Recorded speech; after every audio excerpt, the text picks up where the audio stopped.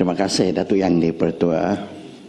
Untuk makluman ahli yang berhormat daripada GRIG, sebanyak 56 aduan gangguan gajah telah diterima oleh pihak Jabatan Perkhidmatan dalam tempoh 2010 hingga 2013 di sekitar kawasan Roya Belum dan Temenggong. Lokasi gangguan yang terlibat ialah rancangan penempatan semula ataupun RPS Benun, Bersia, Felda Bersia Timur, Pos Kemar, Kompleks Perikanan Banding dan Stesen Jana Kuasa TNB. Kesemua aduan telah diambil tindakan oleh pihak Jabatan Perkhidmatan dengan menjalankan operasi pemantauan dan kawalan secara tembak halau. Berdasarkan penemuan awal kajian pihak Jabatan Perkhidmatan dengan kerjasama pihak University of Nottingham, kampus Malaysia, mendapati pemindahan gajah konflik ke kawasan Roya Belum tidak mendatangkan masalah gangguan gajah terhadap penempatan kampung orang asli dan Melayu di kawasan tersebut. Sebagai langkah jangka panjang untuk mengatasi masalah gangguan gajah di sekitar hutan Roya Belum, pihak Jabatan Perkhidmatan telah melaksanakan satu projek pagar elektrik sepanjang 12 km di RPS Banun pada tahun 2011. Analisis menunjukkan selepas pagar elektrik tersebut dibina, kadar aduan gangguan gajah di kawasan RPS Banun telah menurun sebanyak 40%.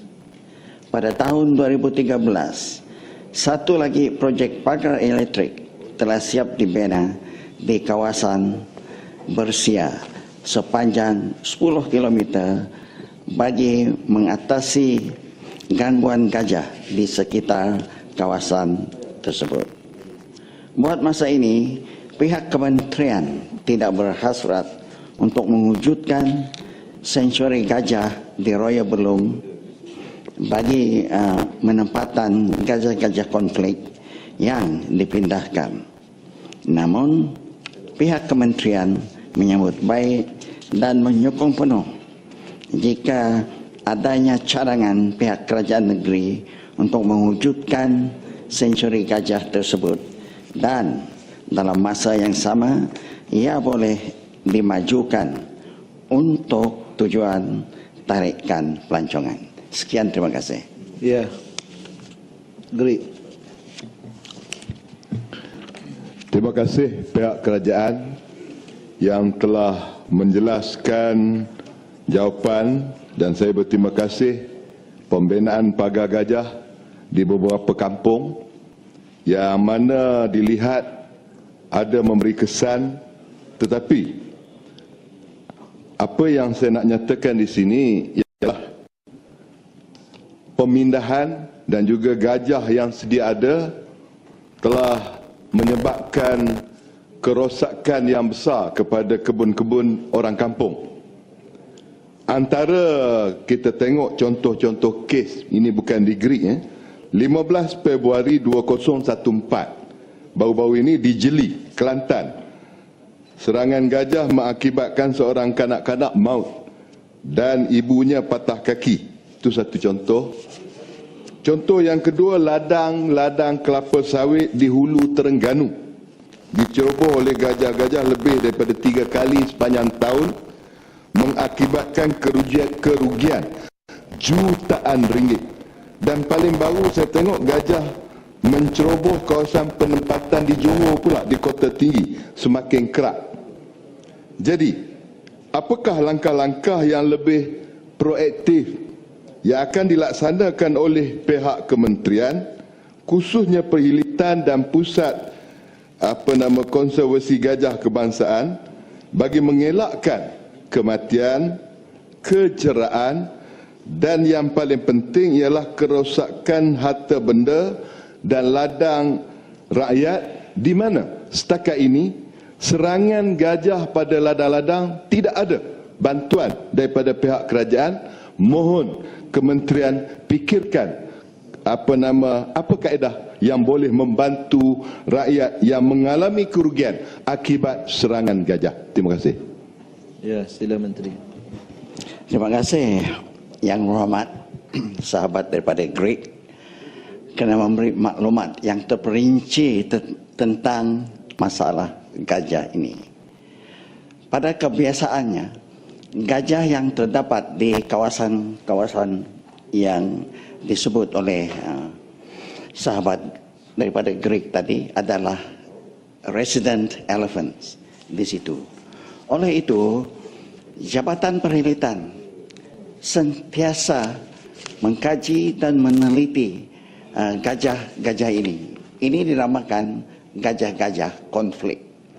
Oleh itu, pemindahan gajah-gajah konflik itu kepada sanctuary yang sedia ada adalah dijalankan. Kalau tidak dipindah, nanti gajah-gajah konflik memang selalu memberi kekangan dan juga serangan kepada kita manusia dan merosakkan harta benda kita.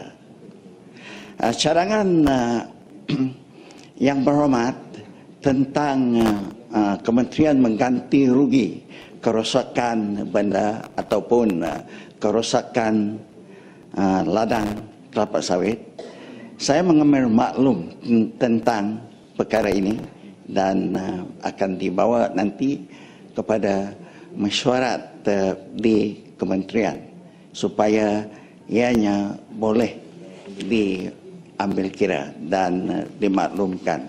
Sebab gajah, 60% makanan gajah adalah spesies ataupun jenis palm, spesies palm. Jadi kelapa sawit ini termasuk di dalam jenis itulah, di dalam spesies itu. Sekian, terima kasih. Speaker boleh bertanya dengan Menteri? Ya, penampang. Menteri, terima kasih Datuk Speaker. Berkenaan dengan isu gajah di Sabah yang juga yang diulas oleh Parlimen Kelabakan yang baru ini, tahun lepas 12 pygmy elephant dengan izin pygmy gajah di Sabah telah ditemui dan dengan keadaan yang misterius. Mereka mati dan banyak mensyaki bahawa ada berkemungkinan dia berkait dengan illegal forest felling di wildlife Tabin, dan juga pygmy elephant ini diracun. Nah, bolehkah Menteri mendesak Kerajaan Sabah untuk memberi keterangan kepada kita semua kenapa pygmy elephant ini dan siasatan mereka masih belum dikeluar sampai sekarang? Terima kasih. Terima kasih Yang Berhormat daripada Penampang. Pada tahun lepas 14 ekor pygmy elephant di Sabah telah pun ditemui mati. Tetapi sampel yang